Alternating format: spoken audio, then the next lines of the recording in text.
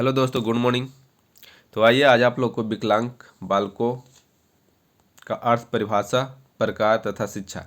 विकलांग अब कहना उचित नहीं होगा। अब जो है सरकार जो है दिव्यांग, विकलांग लोग को दिव्यांग कहकर पुकार सकते हैं। ठीक है, विकलांग बोलने में क्या होता है, थोड़ा सा ऑड फील होता है और नहीं बोलना चाहिए, तो उन लोग को क्या बोले, दिव्यांग बोले।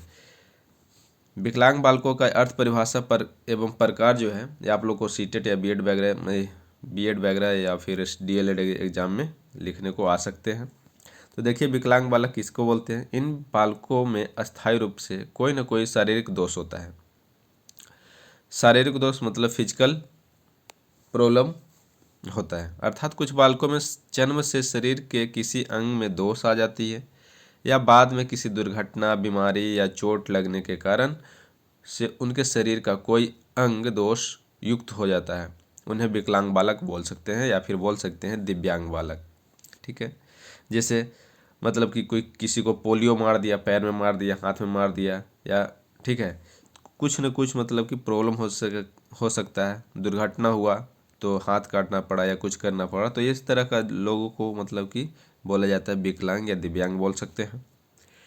क्रो एंड क्रो के अनुसार, एक मनोवैज्ञानिक हैं जिनका नाम है क्रो एंड क्रो, इनके अनुसार है कि एक व्यक्ति जिसमें कोई इस प्रकार का शारीरिक दोष होता है जो किसी भी रूप से उसे सामान्य क्रियाओं में भाग लेने से रोकता है या उसे सीमित रखता है, उसी को क्या कहते हैं, विकलांग व्यक्ति कहते हैं।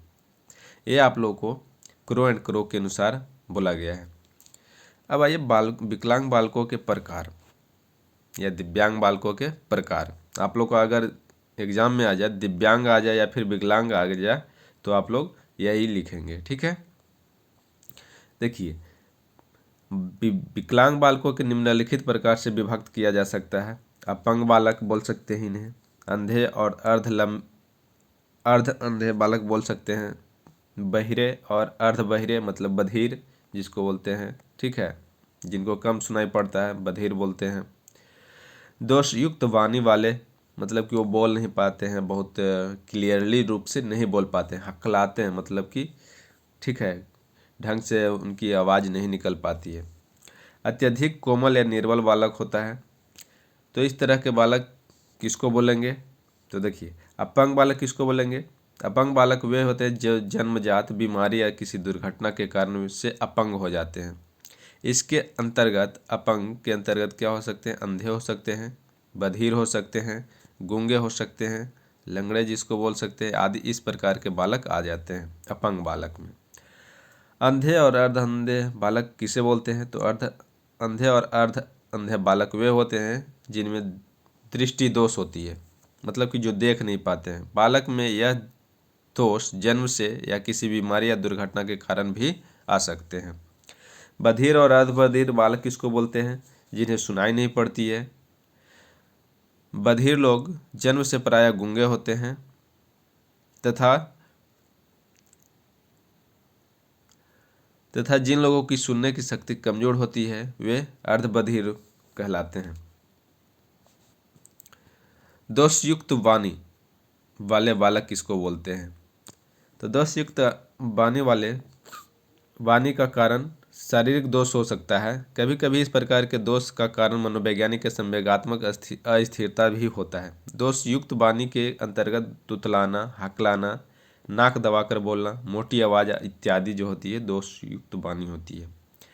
अत्यधिक कोमल या निर्बल बालक किसको बोलते हैं, जो अपने शारीरिक स्वास्थ्य के प्रति ज़्यादा सचेत रहते हैं, जिनमें शक्ति की कमी होती है, पाचन क्रिया में गड़बड़ी होती है, रक्त की कमी होती है, ग्रंथि आदि ठीक है उनकी मतलब कि प्रॉब्लम होती है। तो ऐसे बालक इसी वर्ग में आते हैं, अत्यधिक कोमल या निर्बल बोल सकते हैं। अब दिव्यांग बालकों की शिक्षा की व्यवस्था कैसी होनी चाहिए, दिव्यांग बालकों की शिक्षा की व्यवस्था कैसी होनी चाहिए, तो देखिए, विशिष्ट आवश्यकताओं के अनुरूप विद्यालय खोले जाने चाहिए। चिकित्सक के सलाह से आवश्यक संस्थान उपलब्ध कराना चाहिए। विद्यालय में डॉक्टरों एवं विशेषज्ञों की राय लेकर उनके लिए संभव चिकित्सा में यंत्रों एवं साधनों का प्रयोग कराना चाहिए। जैसे मतलब कि जो बालक मतलब कि नहीं मतलब कि देख पाते हैं, तो ब्रेल लिपि का यूज करना चाहिए, ठीक है, पढ़ाने के लिए।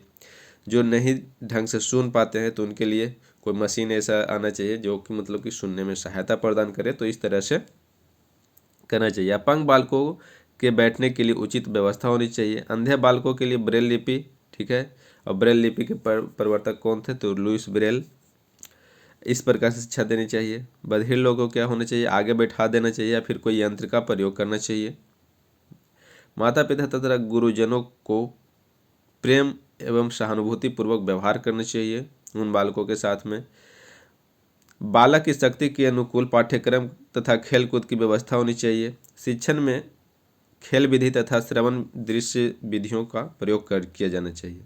राष्ट्रीय शिक्षा नीति 1986 के अनुसार 1986 के अंतर्गत दिव्यांग बालकों के लिए प्रावधान क्या है कि दिव्यांग बालकों के लिए एकीकृत शिक्षा, व्यावसायिक शिक्षा, प्रशिक्षक पढ़ाने वाले जनसंचार साधनों का प्रयोग, विकलांगों के लिए जनपद केंद्रों पर छात्रावास सहित विद्यालय खोले जाने चाहिए, विशिष्ट संसाधन तथा उपकरण उपलब्ध कराए जाने चाहिए इत्यादि। तो इस तरह के बालक मतलब कि अपंग, ये विकलांग बालक में आ सकते हैं, दिव्यांग बालक बोल सकते हैं, ठीक है।